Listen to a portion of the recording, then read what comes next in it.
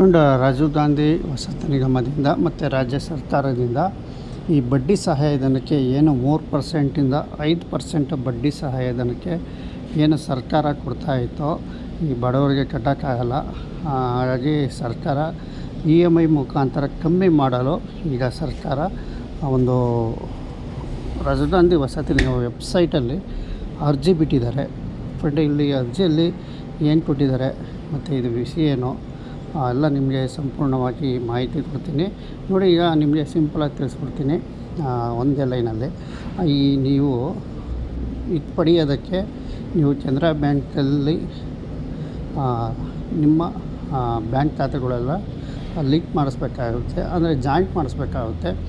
ಅಂದರೆ Canara bank account open ಮಾಡಿ ಇದ್ರ ನಾನು ಬದ್ಧನಾಗಿದ್ದೀನಿ ಸಬ್ಸಿಡಿ ಹಣ ಪಡೆಯೋದಕ್ಕೆ ಅಂತ ನೀವು ಒಂದು ಅಪ್ಲಿಕೇಶನ್ ಸ್ವಯಂ ಪ್ರೇರಿತವಾಗಿ ನೀವು ಸ್ವ ಇಚ್ಛೆಯಿಂದ ಬರ್ಕೊಡ್ತೀವಿ ಒಂದು ಅಪ್ಲಿಕೇಶನ್ ಅರ್ಜಿ ತಗೊಂಡೋಗಿ ನೀವು ರಾಜೀವ್ ಗಾಂಧಿ ವಸತಿ ನಿಗಮಕ್ಕೆ ಕೊಡಬೇಕಾಗುತ್ತೆ. ಫ್ರೆಂಡ್, ಅದು ಇಲ್ಲಿ ವೆಬ್ಸೈಟಲ್ಲಿ ನಿಮಗೆ ಬಿಟ್ಟಿದ್ದಾರೆ. ಈ ಥರ ಬಡ್ಡಿ ಸಹಾಯಧನ ಯೋಜನೆ ಅಂತ ಒಂದು ವೆಬ್ಸೈಟಲ್ಲಿ ಬಿಟ್ಟಿದ್ದಾರೆ. ನೀವು ಡೌನ್ಲೋಡ್ ಮಾಡ್ಕೊಂಡು ನೀವು ಫಾರಮ್ ಫಿಲಪ್ ಮಾಡ್ಕೊಂಡು ಕೊಡ್ಬೋದು. ಇದು ಫಾರಮ್ ಫಿಲಪ್ ಮಾಡೋದು ಯಾವ ರೀತಿ ಅನ್ನೋದು ನೆಕ್ಸ್ಟ್ ವೀಡಿಯೋದಲ್ಲಿ ನಿಮಗೆ ತೋರಿಸ್ತೀನಿ. ಫ್ರೆಂಡ್, ನಿಮಗೆ ಈ ಏನು ಬಡ್ಡಿ ಸಹಾಯಧನ ಇದೆಯಲ್ಲ ಇದರ ಬಗ್ಗೆ ಸಂಪೂರ್ಣವಾಗಿ ತಿಳಿಸ್ತೀನಿ.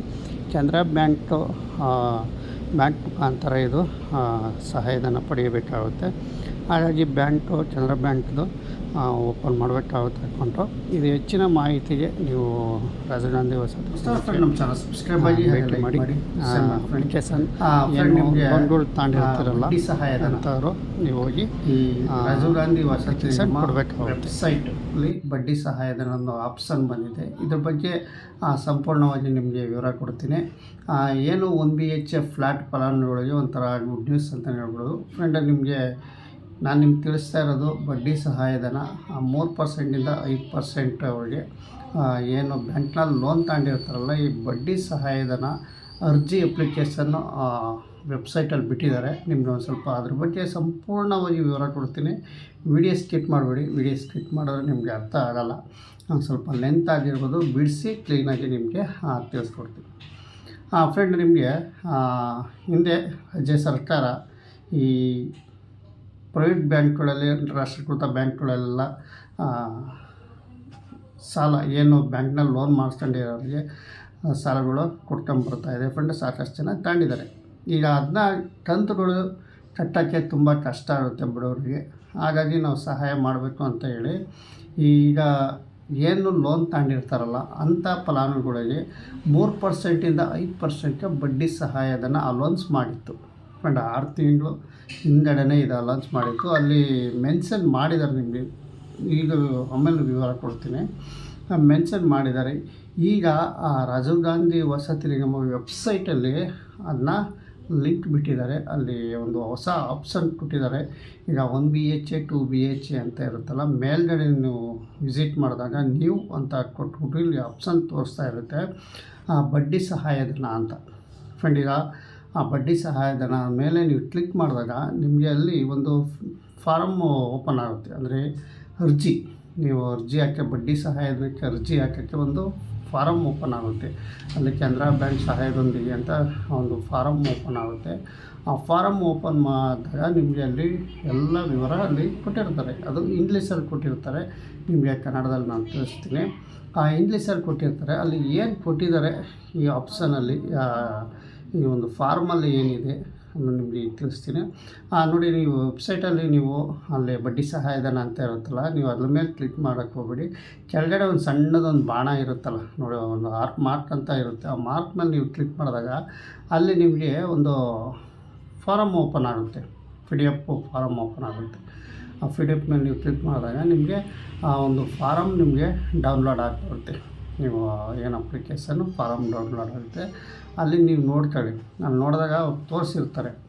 ನೀವು ಯಾರ್ಯಾರು ಬ್ಯಾಂಕಲ್ಲಿ ಸಾಲ ತಗೊಂಡಿರ್ತೀರೋ ಅಂಥವ್ರು ಈ ಫಾರಮ್ನ ಡೌನ್ಲೋಡ್ ಮಾಡ್ಕೊಂಡು ನೀವು ಕೊಡಬೇಕಾಗುತ್ತೆ. ಬಟ್ ಇಲ್ಲಿ ಅವ್ರು ಏನಪ್ಪ ಅಂತಂದರೆ ಇಲ್ಲಿ ಒಂದು ನಾವು ಏಕ್ದಮ್ ತಿಳಿಸೋಕ್ಕಲ್ಲ. ಈಗ ಅವರು ಬಡ್ಡಿ ಸಹಾಯಧನಕ್ಕೆ ಒಂದು ಫಾರಮ್ ಬಿಡುಗಡೆ ಮಾಡಿದ್ದಾರೆ.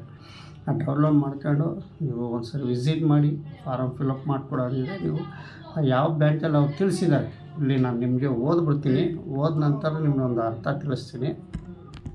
ಫ್ರೆಂಡ್ ಇಲ್ಲಿ ಇಂಗ್ಲೀಷಲ್ಲಿ ಕೊಟ್ಟಿದ್ದಾರೆ, ಇಂಗ್ಲೀಷಲ್ಲಿ ಕೊಡೋದ್ರಿಂದ ನಾನು ಇದನ್ನು ಟ್ರಾನ್ಸ್ಲೇಷನ್ ಮಾಡ್ಕೊಂಡು ನಿಮಗೆ ಕನ್ನಡದಲ್ಲಿ ನಿಮ್ಗೆ ತಿಳಿಸ್ತೀನಿ. ಯಾಕೆಂದರೆ ಇಂಗ್ಲೀಷ್ ಜಾಸ್ತಿ ಜನಕ್ಕೆ ಆಗಲ್ಲ, ಹಾಗಾಗಿ ನಿಮ್ಗೆ ತಿಳಿಸ್ತೀನಿ. ಕೆನರಾ ಬ್ಯಾಂಕ್ ಸ್ವಯಂ ಶೋಷಣೆ ನಮೂನೆ ಅಂತ ಇಲ್ಲಿ ಬಂದಿರುತ್ತೆ. ಫ್ರೆಂಡ್ಸ್ ಅರ್ಜಿದಾರರ ಹೆಸರು ನೀವು ಏನು ಇದು ಅರ್ಜಿ ಅಂತ ಇರುತ್ತೆ. ಫ್ರೆಂಡ್ ಅಲ್ಲಿ ಇಲ್ಲಿ ಕೆಳಗಡೆ ಒಂದು ಕೊಟ್ಟಿದ್ದಾರೆ ಲೈನಲ್ಲಿ ನಿಮ್ಮ ತಂದೆ ಹೆಸರು ಅವರ ಮತ್ತು ಇಲ್ಲಿ ಅವರು ವಿವರ ಕೊಡ್ತೀನಿ. ಲೈನಲ್ಲಿ ಇಂಗ್ಲೀಷಲ್ಲಿ ಹೆಸರು ಕೊಟ್ಟಿದ್ದಾರಲ್ಲ ಅದರ ಕನ್ನಡ ಟ್ರಾನ್ಸ್ಲೇಷನ್ ಮಾಡ್ತೀನಿ. ಬ್ಯಾಂಕು NBC ಬ್ಯಾಂಕ್ ಹೆಸರು ಅಂದರೆ ನೀವು ಪ್ರೈವೇಟಲ್ಲಿ ತಂದಿರ್ತೀರೋ ರಾಷ್ಟ್ರೀಕೃತ ಬ್ಯಾಂಕಲ್ಲಿ ತಂದಿರ್ತೀರೋ ಅಸ್ತಿತ್ವದಲ್ಲಿರುವ ಬ್ಯಾಂಕ್ ಸಾಲದ ಖಾತೆಯನ್ನು ಹೊಂದಿದ್ದೇನೆ ಎಂದು ನಾನು ಈ ಮೂಲಕ ಸೋಸಿರುತ್ತೇನೆ. ಸರ್ಕಾರ ಆದೇಶ ಸಂಖ್ಯೆ DOH 145 HFA 2024 ಬೆಂಗಳೂರು ದಿನಾಂಕ 21/6/2025 ಬಡ್ಡಿ ಸಹಾಯಧನ ಯೋಜನೆಯನ್ನು ಬೆಂಗಳೂರಿನಲ್ಲಿ 1 ಲಕ್ಷ ಮುಖ್ಯಮಂತ್ರಿ ವಸತಿ ಯೋಜನೆ ಅಡಿಯಲ್ಲಿ ನ್ಯಾಷನಲ್ ಬ್ಯಾಂಕು ಮತ್ತು NBCಗಳಿಂದ ಸಾಲ ಪಡೆದ ಫಲಾನುಭವಿಗಳಿಗೆ ಅನ್ವಯಿಸುತ್ತದೆ. ನೋಡಿ ಅವರು ತಿಳಿಸ್ತಾ ಇದ್ದಾರೆ ಈ 3% 5% ಈ ರಾಷ್ಟ್ರೀಕೃತ ಬ್ಯಾಂಕ್ಗಳು ಸಾಲ ತಗೊಂಡಿರ್ತಾರೆ. NBC ಅಂದರೆ ಪ್ರೈವೇಟು ಬ್ಯಾಂಕ್ಗಳು ಇರ್ತಾವಲ್ಲ, ಈ RBI ಗೈಡೆನ್ಸಿಂದ ಅವು RBI ಗೈಡಲ್ಲೇ ಇರುತ್ತೆ. ಬಟ್ ಇವು ಪ್ರೈವೇಟ್ ಬ್ಯಾಂಕ್ಗಳು, ಇವು ಒಂದು ಸ್ವಲ್ಪ ಇಂಟ್ರೆಸ್ಟ್ ಜಾಸ್ತಿ ಇರ್ತವೆ. NBC ಬ್ಯಾಂಕ್ಗಳು ಇವು ರಾಷ್ಟ್ರೀಕೃತ ಮತ್ತು ಪ್ರೈವೇಟ್ ಬ್ಯಾಂಕ್ಗಳಿಗೆ ನಾವು 3% ಇಂದ 5% ನಾವು ಕೊಡ್ತೀವಿ ಅಂತಲೂ ಇಲ್ಲಿ ಸರ್ಕಾರ ತಿಳಿಸ್ತಾ ಇದೆ. ನೆಕ್ಸ್ಟ್ ನಿಮ್ಗೆ ಓದ್ತೀನಿ ನೋಡಿ. ಸರ್ಕಾರ ಸಾಲದ ಬಡ್ಡಿಯನ್ನು 3% ಇಂದ 5% ಭರಿಸ್ತದೆ ಅಂತ ತಿಳಿಸಿದ್ದಾರೆ. ಮತ್ತು ಅವರ ಮಾಸಿಕ ಸಾಲ ಕಂತು ಬ್ಯಾಂಕನ್ನು ಹೊರಗೆ ಕಡಿಮೆ ಮಾಡಲು, ಅಂದರೆ ನಾನು ನಿಮ್ಗೆ ತಿಳಿಸಿನಲ್ಲ 3% 5% ಅವ್ರ ಸಾಲದ ಬಡ್ಡಿ ಕಮ್ಮಿ ಮಾಡಲು ನಾವು ಬ್ಯಾಂಕಲ್ಲಿ ಈ EMI ಮೂಲಕ ನಾವು ಡೆಬಿಟ್ ಮಾಡಲು ಈ ಅಪ್ಲಿಕೇಶನ್ ಅಂತ ಕೊಟ್ಟಿದ್ದಾರೆ. ಖಚಿತಪಡಿಸಿಕೊಳ್ಳಲು SP ಖಾತೆಯ ವಿವರಗಳನ್ನು ಒದಗಿಸಲು ನಾನು ಒಪ್ಪಿರುತ್ತೇನೆ.